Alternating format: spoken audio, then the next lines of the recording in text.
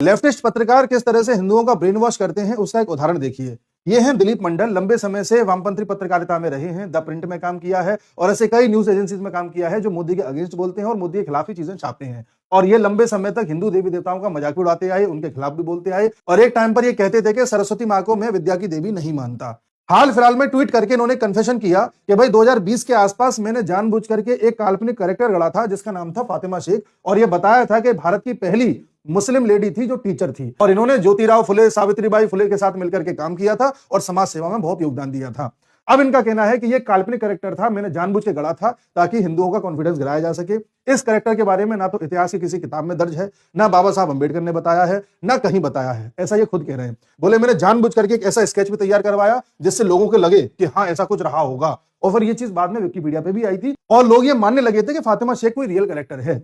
साथियों, केवल ये एक चीज नहीं है, न जाने ऐसी कितनी चीजें हैं जो काल्पनिक तौर पर इस देश में तैयार की गई हैं जिससे हिंदुओं को नीचा दिखाया जा सके। जैसे जातिवाद, हमारे यहाँ वर्ण व्यवस्था थी लेकिन जातिवाद लाया गया। जैसे साउथ इंडिया में ब्रेस्ट टैक्स के बारे में आपने सुना होगा, कुछ फोटो दिखा करके बताया जाता था कि लोगों से टैक्स लिया जाता था क्योंकि ऊपर के कपड़े नहीं पहनते थे वो, जबकि सच्चाई नहीं थी, ये भी एक प्रोपेगेंडा था। ऐसे ही केरल के बारे में बताया जाता है कि भाई वामपंथी जब से वहां पे आए हैं लिटरेसी रेट 100% हो गई है, जबकि आप इतिहास उठा करके देखेंगे तो केरल, गुजरात, बॉम्बे जैसे स्टेट्स आजादी से पहले ही बहुत ज्यादा लिटरेट थे।